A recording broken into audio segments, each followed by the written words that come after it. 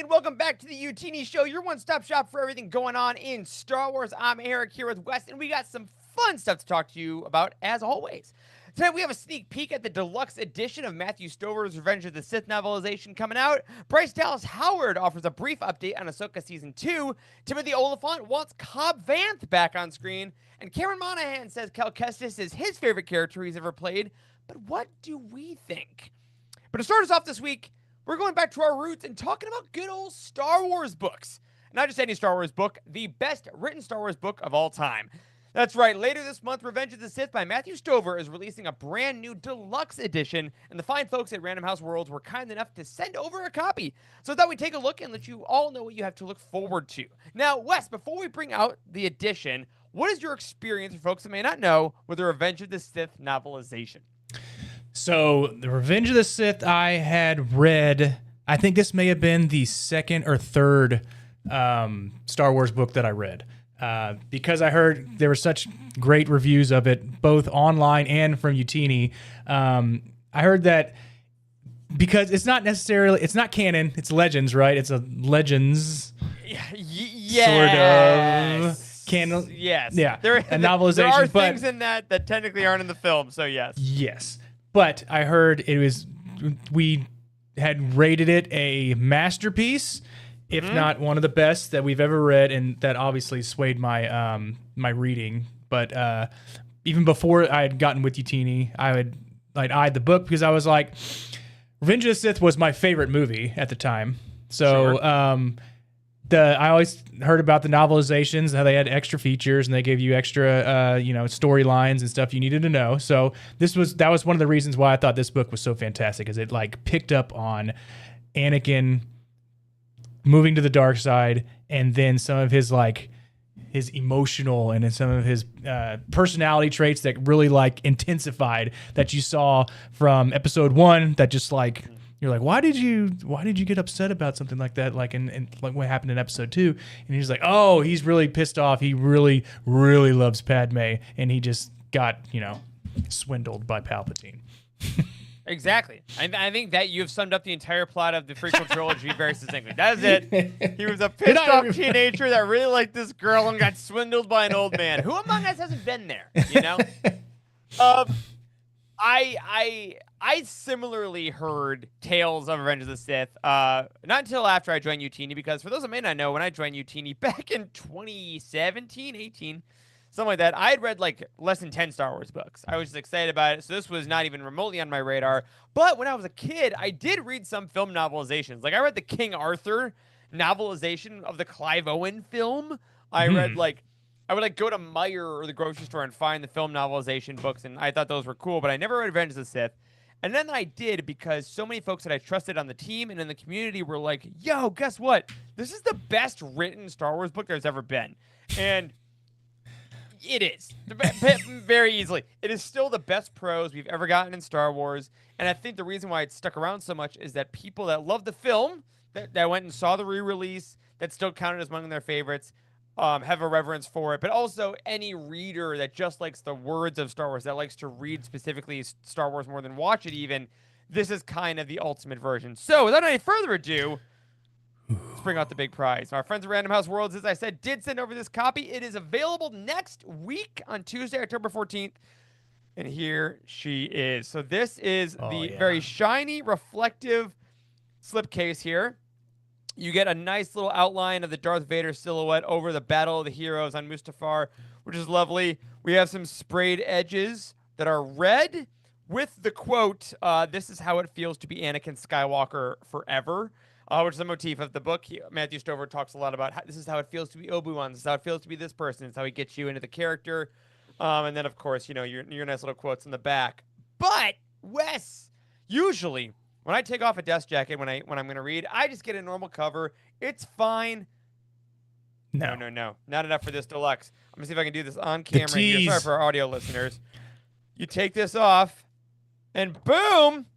Oh, yeah. The actual cover is the Battle of the Heroes on Mustafar, because the dust jacket is translucent. Oh, that's It's an acrylic cutout. Oh, and it is a printed on cover with a wraparound design of Obi-Wan and Anakin fighting in the lava. I am so freaking glad that I pre-ordered this thing months ago. Months ago. I love that I pre-ordered it and forgot that I did. And then those are the best ones. Yeah, and you're like, and then we talked about it. I was like, oh yeah, I forgot that I pre-ordered it. But I've done that before too with a pre-order, and it just came in, and I was like, what the hell is this? And I was like, haha, Star Wars Book Day. And then it's mail I already paid for. It's cool. Fantastic. But yeah, so that's great. And then, of course, it's not fully illustrated. It's not like a bunch of different pictures inside of it. But there are new end pages that have been illustrated. We got Bam right there. Let me see. What? We got Anakin and Padme there in a gorgeous illustration. And then, of course, the end, we have the exact opposite. Holy crap, that's being awesome. the dark sadness there of Vader getting his armor on. So this book, aesthetically, one of the most gorgeous pieces Star Wars has put out in a long time. So obviously, if you like pretty books on your shelves, pretty books to read and hold, if you want to do a reread again, this is so much better than the original hardcover was. But the real reason to get it is because of the internal additions. Now, yes, you have a new introduction by Matthew Stover. That's fine. It is the annotations we are here for. There are 170 annotations in Matthew Stover's voice that he wrote that tells you all about the making of the book. Like, for instance, I was turning to a random page. When he talks about Grievous, says, this is General Grievous. And there's a footnote.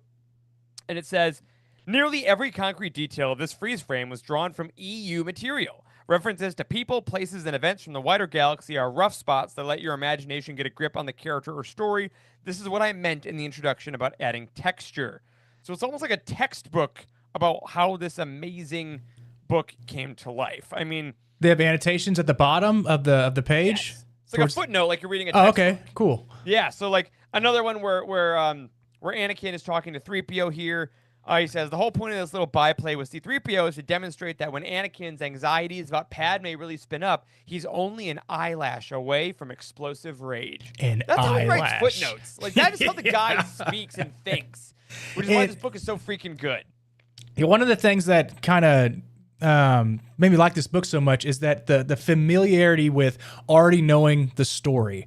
So a lot of the times when I get into a new book, like it takes me a little while to get into it, to like mold around the story, the plot line, how they're trying to like give you these characters so you know what their backstories are and everything. You already know all that. So you can really like sink into the details. You're like, oh man, this is a part in the movie when, let's say, when Obi-Wan and Anakin first like in the very beginning of the movie, when they get in their fighters and they're going right into the battle, right? But then they go on to some details. Like you can really hone in on those details and know like, oh, you've seen the movie, but have you read the book? And like this part is more detailed and tells you how that they say like that they landed the starship that just blew in half and they landed on Coruscant, right? So a lot of good things on because of the additional details. So that's what I really like. I don't like because sometimes I'll have to go back and reread a lot of things. And because I was just like, damn, I'll do that a lot. I'll reread the last 2 pages of the chapter before because I forgot what happened. And just by reading the night before, I'm like, damn, what happened before that chapter, so I can get myself up to speed. With these novelizations, you know what's happening, so you can really get into the nitty gritty. One of the reasons why I like the Rise of Skywalker novelization too, because of all those extra details. Yep. Yeah, and speaking of that introduction here, like the introduction of this book is one of the most famous lines in Star Wars, where it just says, "The skies of Coruscant blaze with war." Like that is how he starts the intro. And I'll read you the first footnote, and then I'll stop because you also got to go pick up the book like Wes is going to next week. He says, I wanted to expand the traditional setup of an opening crawl into something more like a really long establishing shot to sketch the bigger context around the action that's about to begin. Context rules everything. It's what creates meaning. A punch in the mouth means one thing in a boxing ring, but something else in your mom's kitchen. Like, so if you want, these are like the behind-the-scenes insights. If you're someone like us that grew up on like the DVD commentaries and stuff that used to, I assume they still come with some, but everything's digital and streaming now, so they don't do it as much. But like this is all the author looking back 20 years later, because like he wrote this. This is all written now. Like he's going back and re-examining it and talking about the process of it. And it's a really, really beautiful way to honor that. So if you want more behind-the-scenes tidbits on Revenge of the Sith, or if you want to reread or read for the first time, still, I think the best written Star Wars book we've gotten. It's unbelievable. I knew it was going to be good, but I think the folks at Random House Worlds have really outdone themselves. So Yeah. shout out. Yeah, Well done. This book deserved it. I have the hardcover of Revenge of the Sith novelization, and that's a pretty badass cover. But this one, I thought the cover was black and red, and the cover is translucent, and it shows the inside cover. That's freaking sick. Did we know that beforehand? They had mentioned it, but we hadn't seen it in practice. It doesn't do it justice unless you have it in your hand, I guess. It. Yeah. Yeah. It is a beautiful piece of work, and in an age where we're getting the Inkstones, we're getting some Goldsboroughs, but the general release has kind of lost a little bit of that special that special vibe. Mm-hmm. This is definitely rocketing that right back up. So get your pre-orders in. You can still have time. We got a link on the site on youtini.com on our release calendar. It's general release too. You can order on Amazon with our link. Pre-order it in there. It's not like you have to go through these special publishers or anything like that. So check it out and make sure you get that when it comes out next Tuesday. Now, before we go any further, I want to take a second to let you know that this episode is brought to you by The United, the official Youtini community. By joining The United, you'll not only receive ad-free shows and exclusive merch shops, you'll get unlimited access to our Discord, full of enthusiastic Star Wars fans that want nothing more than to welcome you and help you spend your hard-earned money on Star Wars stuff. Filled with daily conversations and events, The United is powered by a community of intentional positivity, and that makes it the best place for you to celebrate your fandom and engage with fans who love everything you do the way you do. I'm actually having a meeting this week to talk about some future stuff. Tease. By heading to youtini.com/community, you can sign up for a whole year of The United and save 15% when you use code YOUTINISHOW. That is code YOUTINISHOW, one word, for 15% off your first year of The United. So head on over now, get signed up, check out our amazing podcasts and our amazing events, and connect with your favorite podcast host and the podcast as well. Thank you to everyone in our community for your incredible support. And now, back to the show. Now, after the conclusion of Andor, Star Wars fans realized a lot of things about the future of the franchise. One of the most important being that there's only one season of live-action television on the horizon. That's Ahsoka Season 2. Director Bryce Dallas Howard appeared at LA Comic-Con recently and addressed her work on the series, confirming that not only is she directing 2 episodes of the upcoming season, but apparently her episodes may be, quote, romantic. All right, well, before we get into that, Wes, what do you think about Bryce Dallas Howard coming back to Star Wars in such a big way? She's never done 2 episodes in a season before. 2 episodes. Okay, so I was reviewing what she had directed beforehand, and I really liked The Heiress because I think that was that was the first time that we saw all of the Mandalorians outside of the Mandalorian come together, and then Guns for Hire from Nando. That was the infamous Lizzo and Jack Black episode with all of the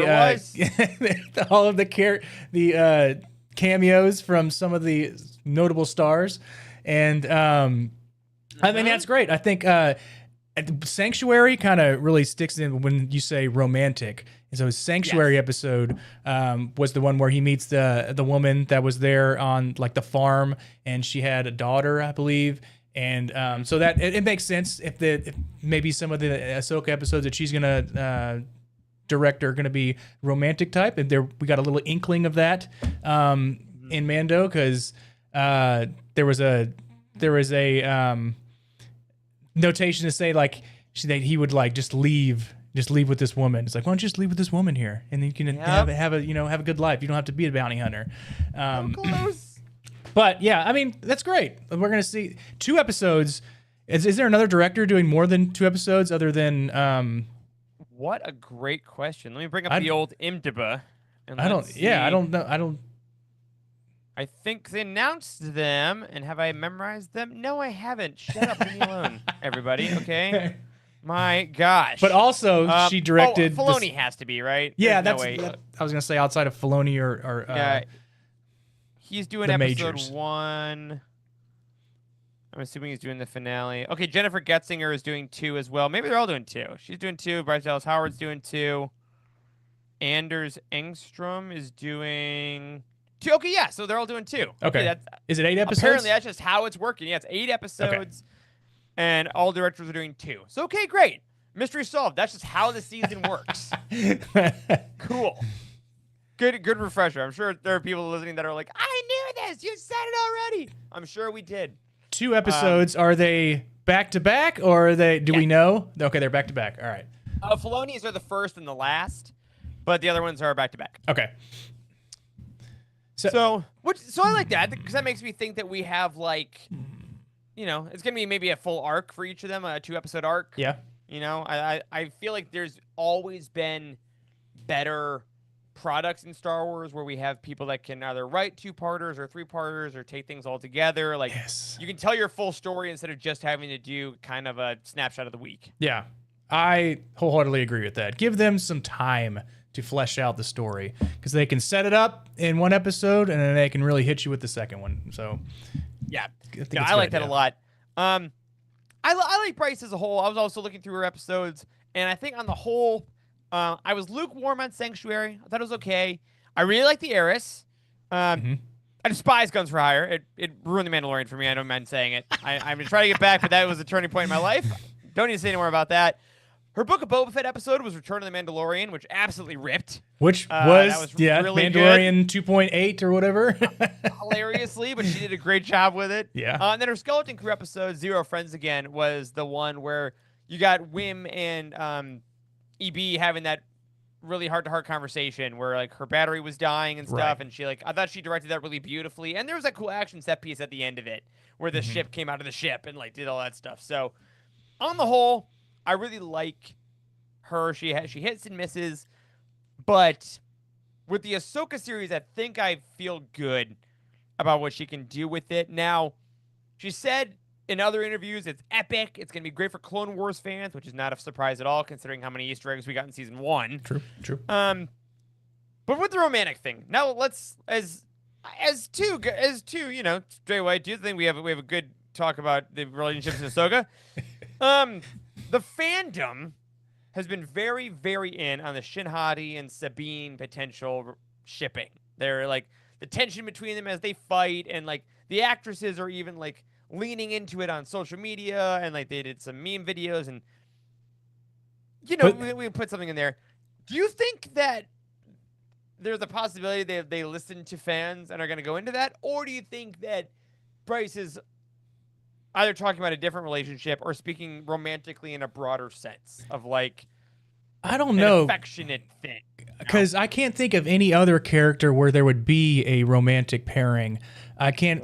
Ezra, I don't see. Ezra and Sabine, early Rebels, but I feel like eventually they got to siblings. I think Ezra was really chasing after Sabine in like early Rebels episodes. Poor buddy. But yeah, I can't see Ahsoka with any doing any kind of romantic. See, so it must be Shin Hati and Sabine, but I think she kind of alludes to it, but I don't think they really go after the romantic. There's some allusion to it, but not the actual full on romantic scene where they're just like, yes, there they go, ship it. Yeah, I think it's possible. I think it's definitely something they might be doing, and if they do it, I hope they do it well. Like any relationship, like any plot point, as long as you aren't just winking at the audience to be like, hey, you like that? Which Star Wars can do from time to time. Yeah. I think that, especially if this is going to be the last season of live-action Star Wars television that we ever get, which I'm still putting my chips on. I don't know. Not announcing anything still past Ahsoka is kind of wild, so we'll see. I just hope they nail it. I really hope they bring it home in a very satisfying, exciting way. Maybe especially with the Filoni movie potentially. I don't know. I think the Filoni movie success, or existence, I should say, I think relies on the success of this series and The Mandalorian and Grogu. Yeah, I think they might bring it into there's an action sequence, right? And there's Ahsoka is fighting Shin Hati or something like that, and Sabine stops her. He's like, hey, whoa, or saves her from being either taken into custody or killed somehow. She stops. She's like, no, I don't know, something where she saves she saves Shinhati, or the other way around, right? So we have we just do it, flip flop. But I think they don't actually go full into romance between those two. But again, I can't think of any other characters besides those two that would be romantically involved. It's Thrawn. Yeah, with Thrawn. I mean, why not? We get horny Thrawn finally. They're like, you know what? He's been too stoic for too long. We're really just gonna let it rip. So we'll see. I think I'm excited that she's talking about it. I just want it to get here. I saw right before we started recording actually, Shinhati's actress, Ivanka. Oh my God, what's her name? I totally forgot. Hold on, hold for tech. Ivana Sakno actually put up an Instagram post celebrating the wrapping of Ahsoka filming. They had a wrap party earlier this week. They're at Pinewood. They're in London, so it's done. We'll do post and then probably get it next fall would be my assumption. Do Mandalorian and Grogu and then this. I hope it rips. I hope that 2027 is a phenomenal year, and I hope Bryce Dallas Howard's episodes are a main reason why it's successful. Yeah. So we'll see. Now let's stick with the Mandoverse for a second, shall we? Because this week, the fine folks over at the Ringerverse checked in with one of its forgotten stars, Mr. Timothy Olyphant. Olyphant played the Marshal Cobb Vanth, who showed up in The Mandalorian and the Book of Boba Fett before being put out to pasture for over 1,300 days as of recording, and we haven't seen him since. However, on that show, Olyphant mentioned that he does still text Jon Favreau and Dave Filoni, telling them, quote, just a reminder that neither me or Cobb Vanth are dead. Wes, do we need more Cobb Vanth in our lives? Well, I mean, I think he is a very interesting character. I think he is he's like a scavenger type cop character, I guess. But like his introduction from the Aftermath trilogies was a pretty good plot point, especially how they brought in Boba Fett's armor.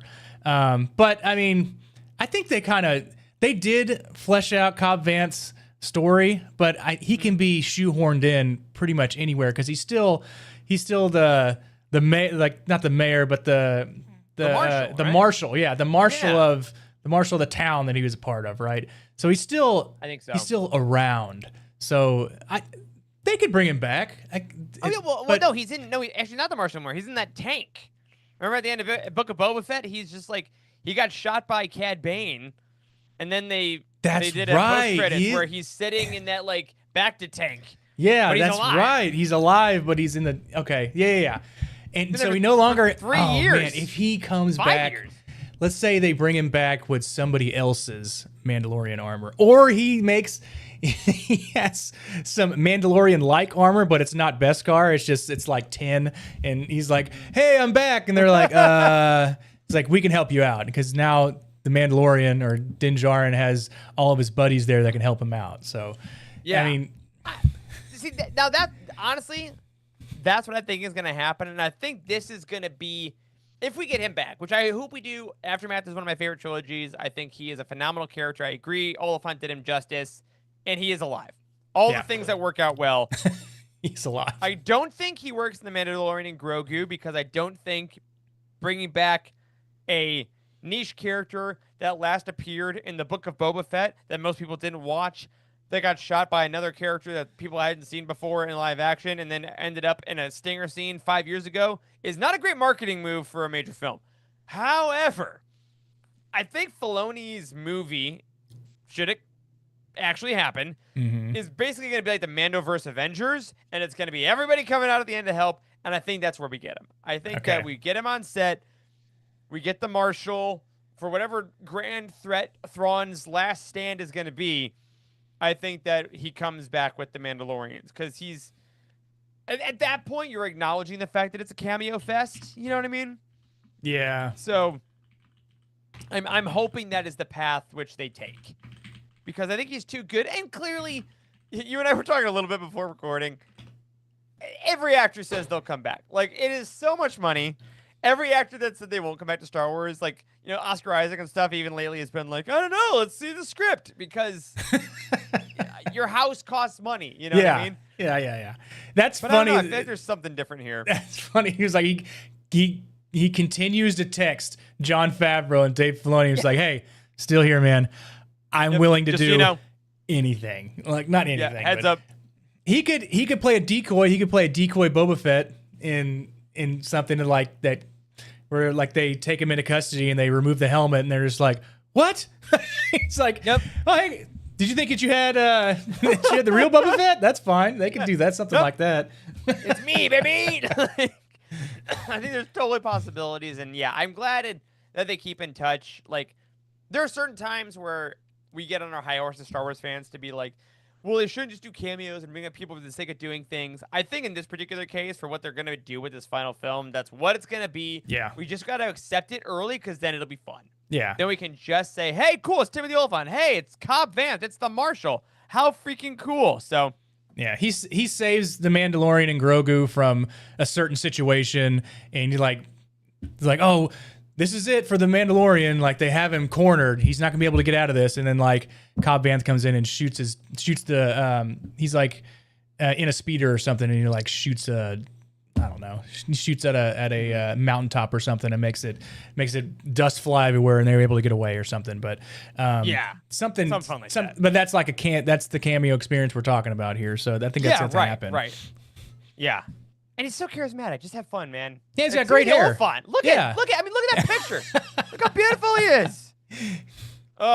He's awesome. He's definitely big screen worthy. So he may just get a quick cameo in there. No question. Well, we'll find out. Again, this is, let's be real, it's kind of a nothing little quote, but it's kind of fun to think about. So we'll let you all know when we get casting news about literally anything. We're in a dry spell right now, just like the sands of Mos Espa. So we're excited for a little bit of water, or that tall drink of water that is Timothy Olyphant. Now, to bring us home tonight, everybody, we thought we'd have a little fun in the realm of the blind ranking that I forced West into last week. Because at a LEGO Rebuild the Galaxy event, Cameron Monaghan revealed that Cal Kestis is possibly his favorite character he's ever played. Which is saying something. He's played like the Joker. He was on Shameless, all kinds of stuff. Well, while we might not be Cal Kestis in the flesh here, we do have some favorite characters. And you know what? It has been a long time since we discussed them here. So for some newer fans, Wes, let's just have fun on a Monday and get super basic. And let me ask, who is your current favorite Star Wars character? Okay, so having seen every piece of Star Wars that has been on TV and read a lot of the books, like going through Luke Skywalker, Darth Vader, Leia, even like some of the Clone Wars with like Captain Rex. My favorite character right now, and probably always will be, of Star Wars is Rey from Nowhere. Rey from Nowhere, yes, sir. is my favorite character. Yes. I loved her scenes, and I loved her story from episode 7 up through episode 8, kind of a little bit into episode 9. I love where anybody could, out of noble birth or non-noble birth, I guess, it can be force sensitive and then turn in and create the powers you be as to make yourself a Jedi, all right? Or have the potential to be a Jedi. And I love that she was a scavenger, much like Luke. And the episode 7 really kind of fleshed it out, where she was just like her parents. She was looking for her parents. She was staying there. She was going to find, and then like you were like, wow, she has a huge backstory. We don't really know it yet. But yeah, the Rey from Nowhere is my favorite character of all time so far. That's so awesome. I love her so much. And I don't know if I ever told you this story. Right before we went and saw Rise of Skywalker, I was hanging out with some friends in Chicago, and it was one of those things where like we were, let's see, it was a couple of weeks before, and we were like rewatching all the films together and talking about them. And a week before the movie came out, we hadn't heard anything yet. And I was so excited. I was all on board. They were like, all right, is there anything that could ruin this movie for you? And I'm like, no, earnestly. I think like I have so much faith in this trilogy. 7 and 8 were my favorite movies at the time. Like, let's rock. And my friend was like, well, I think if they change the Rey parentage thing, that would be it. And I said to her word for word, I'm like, there's no way they would ever. That's like the whole point of the 8th movie. Right. There's no way. And I'm animating it now for storytelling purposes. I was so calm about it. I was like, oh no, okay, cool. That won't happen. That's not possible. It'll be fine. Like, I was just so beyond unbothered about the fact. And then, of course, it ended up happening because I was 100% on the Rey train with you beforehand, and I think she's still a phenomenal character. Rey from Nowhere is great. I think there's still a Rey from Nowhere within the character that exists, depending on your reading of it, which I think is enhanced by the Rise of Skywalker novelization that you read, or that you mentioned earlier. So, love her. Excellent choice. Excellent choice. Eric, who is your favorite Star Wars character? So this is a journey. This is a journey of mine. Back in the day, as a youth, it was Luke. Every time, very easy for me. I was a Luke guy. There was. I feel like on the playground, you wanted to be Han or Luke. It was Luke. Pretty easy. Never a question for me. And then as I got older, I saw the prequels and I liked some of those characters, but Luke kind of stayed my guy. And then I watched Clone Wars and I was like, oh, it's Ahsoka. That's it. That's all I got. And then I started to make jokes on our podcast of Living Force back in the day every once in a while about Bail Organa. And I was like, oh, he's so cool. I guess even though it's based on nothing, he wasn't really in any books, wasn't really in any scenes. He just kind of existed for part of it. But then as time went on and I kept doubling down, I started to look at him in a whole new way. And I'm like, oh my God. And then I realized, what am I most excited about when a character gets mentioned? And now, unequivocally, I can say for the last couple of years, it's Bail Organa. 100%. My favorite Star Wars character, Bail Organa. Both Jimmy Smits and Benjamin Bratt. I think they both did wonderful jobs. But when I think of the character, of course, I go to Jimmy Smits. As the OG, his scenes in the prequels, the few times he does show up in the books, the Obi-Wan show, him in Clone Wars, Rebels, even though, God, the Bail in Rebels design is a little cursed. I'm not going to lie. I can acknowledge that it looks a little weird. But I think he just is really one of the most important people in the rebellion. I think that he is really emblematic of the fact that he doesn't get to leave. He has to stay behind and be part of the system and be like, I am a voice in the system. I have to fight, but I need to show up. I need to keep on a brave face and when I know there's horrors going on because this is how I'm useful. All the while raising Leia and protecting her and being like, I am raising maybe the most important person in the universe. Also, big wife guy. You read the books, Bail Organa, huge wife guy. Bria is the charge of stuff. He loves it. He has no problem being second to a very powerful woman. And it's great. And if you haven't read the Legends book, Clone Wars, not Wild Space. Is it Wild Space? Ooh, it might be. Yeah, Clone Wars Wild Space, which for some reason has who is not really in the book. It is basically a buddy cop book starring Obi-Wan and Bail Organa.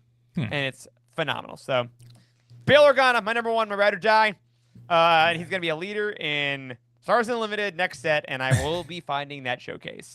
The current current book that I'm listening to, Mask of Fear, Bail Organa is he is a main character in that, and they do a fantastic job of what happens after Episode 3, and kind of what he's going through, along with Mon Mothma and a couple other characters. So I'm really enjoying that. I was telling Eric, I think it was like this is a 15, 16 hour book, and I am listening to it at one speed, like normal speed. I'm not increasing it. I know I'm crazy for doing that. But I'm just trying to get into it more. So I'm trying to really let the words sink in.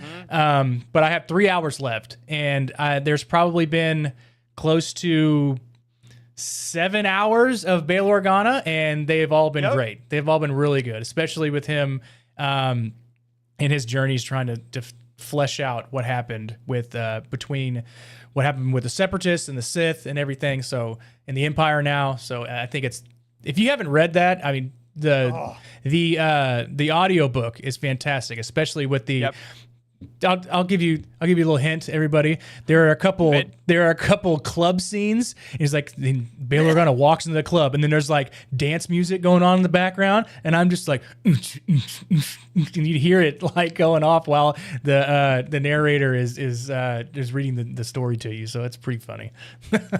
Absolutely love it. So cool.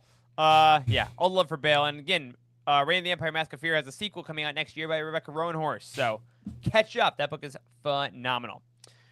All right, so those are our overall faves. We absolutely love them. Sorry, Cameron Monaghan, they're not Cal Kestis yet, because we have a few more categories that would be fun to get into.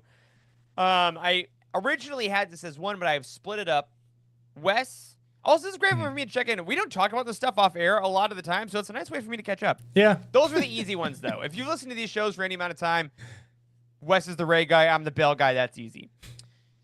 Next up, Wes, because we've had a lot of this lately, who's your favorite live-action TV character? A character that is mainly focused in Star Wars live-action TV storytelling. I split this in animated because I realized there's so many characters. Let's give them each their flowers. So. Oh, you split it, so it's not just. So there's another one. There's an animated category you're going to give me. Just live action. For okay, now. Good. Because I had two, and now I can split it up. Yes, all right, perfect. so sometimes it works. My favorite TV live-action character originally debuted in the Clone Wars animated series, but then was fleshed out in the Book of Boba Fett. And my favorite TV live-action character is, because he looked so damn cool, was Cad Bane. Cad Bane. Oh my God! Is, wow. Yes. I love him. Cad Bane's, hell yeah. Cad Bane's character, because he always got out of a situation. Nobody could and he I forgot who it was, which Jedi he got the better of, more than one, I think. Wow. But yeah. You didn't when he lifted his hat up, and it was you're like, who the hell is this guy? It's freaking Cad Bane live action. I can't believe they did that. So that is my mainly off of appearance. I'll say mainly off of appearance, but I love his aura. Yeah. Hey, he took down Tim and the Olyphant. We just talked about, man. He had a good thing, man. It was pretty impressive. All right, fair enough. Well, I went in a totally different direction on this I'm sure you did. But hilariously, I did pick a character that started in technically one other type of project and then came to live action TV. This is a character that I didn't honestly think about much in their original form, and then they came to live action and had more stories, and now they have really evolved. It's Cassian Andor. Straight up. Oh, of course. I will say, but the first time I saw Rogue One, I have, every once in a while, I get my Facebook reminders or whatever, about my years gone by, and I'll always get my Rogue One review that I had, and I think I gave it a B. I was kind of disappointed walking out at midnight. Mm-hmm. And I've grown up into a better person since then and realized it's a masterpiece. But one of the things I realized was that I had a really tough time keying into Cassian, because he shoots his buddy in the back first time we see him, and I just couldn't get past that. I'm like, that's not what a hero's like. And now I'm like, yes, Eric, that's quite the point of the movie. Yes. But after Andor, I think it was very easy to talk about some amazing characters. Andrew in the chat here already mentioned Dedra as an incredible character. No question. Mm-hmm. Bix, oh my God. Mon Mothma even in that show. So many amazing characters in Andor. But as I was watching season 2 especially, I kept coming back to the fact that, my God, I think, as easy as it might sound, Cassian's the best one. I mean, yes, he's the titular character, but that doesn't always mean he's the star. Usually that means, he kind of keeps it together. But whether it was Diego Luna's performance or just everything he went through those 2 seasons, he became an all-time Star Wars character for me because of Andor. And I think now, going back to watch Rogue One after season 2, I'm like, oh man, now I love this guy. I totally get what he's about. I've seen everything he's gone through. I can't imagine now Star Wars without Cassian. I think he's one of the most important people in Star Wars. Same with Luthen Rail, who actually was a very close one on this for me, who I actually think might be the most important person in the history of the rebellion, but we can have that conversation at some point. I just Yeah, I was think gonna what say that show did for him was Luthen Rail and then Andor are the most important part of the rebels, and they always were the ones that created, like, there was always like they were trying to dethrone the Empire, and they were trying to figure out like how they can create chaos so everybody can understand how bad the Empire is. And it was always them that were the catalyst to make a change, because there were other rebels out there that were following orders, but they were the ones that actually like that made something happen. And it always felt like the storytelling was that way, obviously because Andor, he's one of the main characters of the damn show, but it made me feel like he was that much more important than everybody else. So I mean, that's probably like one of the best picks, I guess, of best TV characters. Cad Bane is a close second. In Book of Boba Fett. We like him a lot, but hey, now who know? I don't know where this one's gonna go now, because we could be anything. Wes, who's your favorite animated character? Animated character. There's so many. I love Star Wars Rebels. Princess Leia, because she started in movies, and that was in Rebels. Yeah. I love Star Wars Rebels. I did like Kanan Jarrus. But Jedi Knight. That's right. Kanan Jarrus. Is it the Bendu? Yeah, the Bendu. But because I appreciate the comedic relief that this one character had in both Clone Wars and Rebels, and now at Galaxy's Edge, my favorite animated character is Hondo Ohnaka. Love it. Love this. There were some remarks, or I guess dialogue, that he had with some of the clone troopers and some of the Empire that were just like, they said some big word to him, and he was just like, I forgot what the word was. He was like, "We don't even know what that means." You know, like with him and his pirates or whatever. And he had he had a lot of quips. It'd make you laugh, I think. And he was more serious in Clone Wars than he was in Rebels. So Rebels, he was more a comedic character, but in Clone Wars, he was more of like a villain who like killed people. And and big drinker, Hondo, too. If you've only seen him at like the Galaxy's Edge Fun Ride, and then you're like, "Oh, honey, let's watch those Clone Wars, the cartoons with him in him." Yeah, he's swigging ale. Yeah, he's like murdering people. Like Hondo didn't mess around, dude. Yeah, Hondo. Yeah, one of the things that let me latch onto that was just the comedic aspect of him. So that's my pick. Phenomenal pick. Big Hondo lover. I like his transition from Clone Wars to Rebels as well, because he does take on that more like intensely comedic role. Because Rebels is, I think, eventually an incredibly hard-hitting show, but does have a lot of that comedy, and he plays that kind of silly uncle character for Ezra. Great time. My favorite animated character is another one that spans multiple shows. Actually spans 3 different animated shows. I think maybe 4. As of now, this was an easy one for me. He's also... So I'm rounding out my top 3 characters now. Bail number 1, and then 2 and 3 with Cassian and this character do flip-flop occasionally. Now, for many years, it was Ahsoka. I loved Ahsoka so much. She was my number 1. I have a huge poster for her on my wall. I have her lightsabers. I have tons of Funko. I have if you're watching here, I have an entire like thing of Ahsoka Funkos behind me. Like, I absolutely adore Ahsoka. But... lately I have just really fallen in love with this other character and gone back and watched some things, and it's Captain Rex.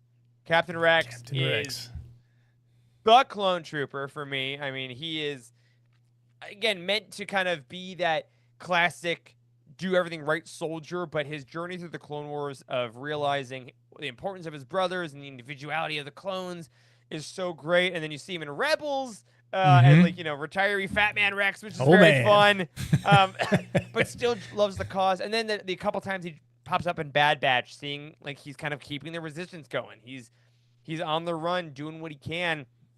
I think he's awesome. There's also just a very simplistic 8-year-old brain of mine that his armor is cool, man.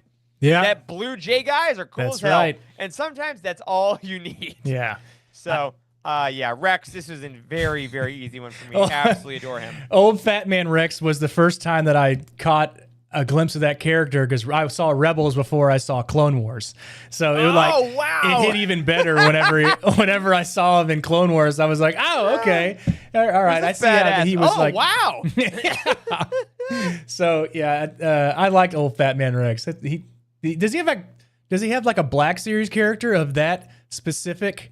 Like, no, I don't think so. He doesn't have a Funko though. I have him over on the shelf here. There's an exclusive like Loot Crate or something, a Smuggler's Bounty Funko of that. So that was fun. Yeah. So, all right, all love to Rex. All right, so you got our big boys. We got our overall, our live action ish, our animated. All right, favorite book character now. A character mainly found in Star Wars books. They can be introduced there. But someone that if you talk about them, oh yeah, that is a specific book character. If I had to guess one, who do you got, Wes? It can be canon or Legends, by the way. Okay, good. Because this would have been weird if it was canon. My first books that I read for Star Wars were I read the Thrawn trilogy, the original Thrawn trilogy. So it was Luke Skywalker, Mara Jade, Han Solo. So I kind of latched on a little bit to Mara Jade. I was like, I kind of like Mara Jade. Then I started reading a little bit more. I read, I think one of my early books that I read was Scoundrels with Han Solo. Yeah. I really like that book. That book is fun. Like if you've ever listened to the show before, you read Scoundrels once, you read it twice, especially after you've figured out what happened towards the end. But having said all that, my buddy that got me into reading Star Wars books had a particular Star Wars book that I had never seen before, but he told me it was like one of the best. And it is a trilogy, and it is the Darth Bane trilogy. And Darth Bane is my favorite book character, especially from his beginnings, because that whole trilogy, like it starts from his very beginning to pretty much the very end. And his whole sequence throughout those three books made him one of the strongest Sith that have ever lived. And it fleshed out the Sith as not just being the rule of two. There was like a whole Sith empire, and it got into that. And the book itself really solidified that Darth Bane is my favorite book character. And I always go back to like Darth Bane trilogy as being one of the best Star Wars books ever written. Yep. Easily. It still has yet to be matched in, honestly, Dark Side lore. Hopefully, Master of Evil, coming out next month, will add a little bit to that. And Darth Bane, of course, came into canon ever so briefly with a little Mark bit in Hamill Rebels, right? Him, or was it Clone Wars? It was Clone Wars. Okay. Season 6. The new, the weird lost episodes. Yeah, lost episodes. So we'll see. But man, Eric, love Darth Bane. Need more Darth Bane. Your favorite book? You've read more books than anybody that I know of outside of maybe Jared. Jared clears me pretty good. Man, this was really tough. I had a couple, like I thought about the Aftermath trilogy, like Sinjir from the Aftermath is one of my favorites. Mr. Bones, one of my huge favorites. Ransom Casterfo, like there's a lot of really cool characters that haven't made it over yet. High Republic, of course, littered with characters that I really, really, really adore. Loden Greatstorm, I've talked about plenty of times. But I went a little bit of a curveball route with this one because it's a character that I've only seen in one trilogy, that only exists in one trilogy, but affected me so intensely on a personal level seeing their journey. And this trilogy is a favorite of Andrew Bell's on our team. It's the Alphabet Squadron trilogy, and it is Will Lark. Oh, yeah. Will Lark, the pilot that kind of abhors violence, that comes from a kind of a smaller planet, that sees the horrors of war really unfold in front of him in the Galactic Civil War, has to grow up a lot by the end of Victory's Price. Is on the cover of Victory's Price with a freaking sick beard, if you haven't seen that. And is it because that paperback is a book that my review is quoted on? I don't know. But it is also just seriously a masterpiece of a trilogy, and Will's one of those characters that I think about every once in a while that I would always be so excited to see him come back at any point. That said, I think he's had a pretty fantastic journey, and I think it's okay for that to be done. The High Republic characters, I'm sure we're going to see more of them, I hope. I'll never say no to that. But man, if I think books and I go back to only one, I got to go back to my boy Will. So. Yeah, the Alphabet Squadron was a great trilogy too. I really liked it. Yeah, nothing like that since, except I say nothing like that. Reign of the Empire, Mask of Fear. That's like it. That's it. If you want more Alpha Squadron, true. Didn't know we were going to be advertising for that book so much in this episode, but yeah, man, you got to go read that. All right, and then we're going to bring it home because Karen Monaghan talked about playing Cal Kestis. I thought it was only appropriate for our final category to be video game Star Wars characters. Wes, what do you got? Okay, so I have played Jedi Survivor. I have played Jedi Fallen Order. And Cal Kestis was obviously the main character. His story is great. He's like one of the last remaining Jedi, and the Empire's after him, and he has to go up, and all these brothers, his fifth brother, the second sister, they're all just going after him, right? All of the what are they called? Not the Sith, why does that term elude me at the moment? Inquisitors, yes, the Inquisitors. There it is. And I did like the Inquisitors. I like the Grand Inquisitor. But yep. If we're talking video games, the main video game that I played the most of was Battlefront. Yes! Battlefront 2 to be exact. Yep. So I really wanted to like the Boba Fett character because I always got my ass whooped by the Boba Fett character, so I wanted to play him. Right. But he was very hard. He was very hard to figure out if you don't play him like constantly. But specifically to this game, my favorite character has a toss-up. It's either Darth Maul in using his abilities, or it's Han Solo and the shoulder tackle. The Han Solo shoulder tackle would piss people off beyond belief because he has his blaster and he's shooting from across the map, and he's always the one that's like is shooting from across the map, and you try to put your crosshairs on him while you have your other Jedi come in and it's like, mop the floor up or whatever. But if you get close to him, he does this crazy sliding across the floor shoulder tackle that knocks you on your ass, and then you just get beat up by everybody else. Wow. So I think Han Solo edges out Darth Maul for me based off of the Battlefront 2 video game. I love the directions you took these. Your favorite live action is Cad Bane because of a scene you technically appeared in. And your favorite video game character is a film character, but in the context of a specific multiplayer video game. Phenomenal. Just phenomenal work. A+ stuff. I went a different direction, which is great, which is just fine. Maybe the right direction, maybe the correct direction. Hey, you know what? It's all opinions, man. It's all perspective. As the dude would say, it's just like your opinion, man. A lot of great characters in the history of Star Wars video games. I didn't play a lot of the earlier ones. Like I didn't have a huge connection to Kyle Katarn, anyone like that. I did play KOTOR, so obviously Revan, Bastila, HK-47, as Eunice says in the chat. Like a lot of great people like that were great. But mine went purely sentimental on this one, and it's a character that I met last year in Star Wars Outlaws, and I'm going with Nix. Nix, yes. I'm going with Nix. Okay. Nix is the best sidekick in any video game I've ever played, is the most adorable one, is the character that got me through my own puppy's death during that week, and he is now forever. If you say you don't like Nix, you're saying you don't like the memory of my dead dog, and you have to live with that. So guess what, everyone? That's it. But I think he was a great mechanic, but also just the most realistic, beautiful pet that there's ever been in any game. And I think that right now, that's what he does for me, man. A lot of great video game characters we got. I assume eventually, it's going to be great when we see those characters in Eclipse. Right? Yeah, of course. That's going to happen. It really is. Haven't heard a damn thing about it in probably over a year. But maybe longer than that. It's much longer than that. Yeah, a year. Okay. I was trying to over a year means a lot of things. So it could be one. It could be 1 year and a day, and it could be 20 years. Yeah. So let's see, that trailer came out in December of 2021. So that was 4 years ago. Oh my gosh. And we have heard absolutely nothing about it. So I played. So anyway, it's Nix right now. We'll see. I played a little bit of The Force Awakens. I mean, I think this might be like a favorite pick of some people that have played all the video games, like Starkiller. Starkiller's good. He could be a good one. So I'm keenly aware of specific Star Wars only video game characters, but the Han shoulder tackle just does it for me.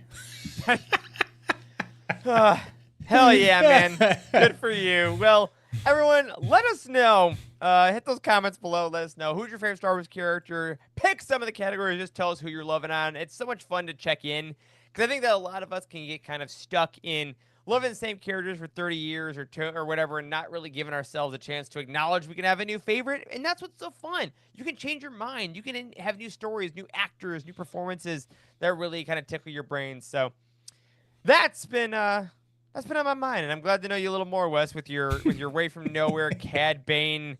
Cad Bane. That's I'm gonna be roasted so hard that's in gonna the stick Slack. with me for a long, long time. Everyone, I hope it sticks with you even longer and makes the rest of your week great, because that's what you get to think about for the rest of the week until next Monday. Because, my friends, that is gonna do it for this week's episode of the Youtini Show. Thanks so much for hanging out with us. Make sure you head over to youtini.com for all that you need going on in Star Wars, and hit that release calendar to make sure you pre-order the gorgeous Revenge of the Sith Deluxe Edition coming out next Tuesday.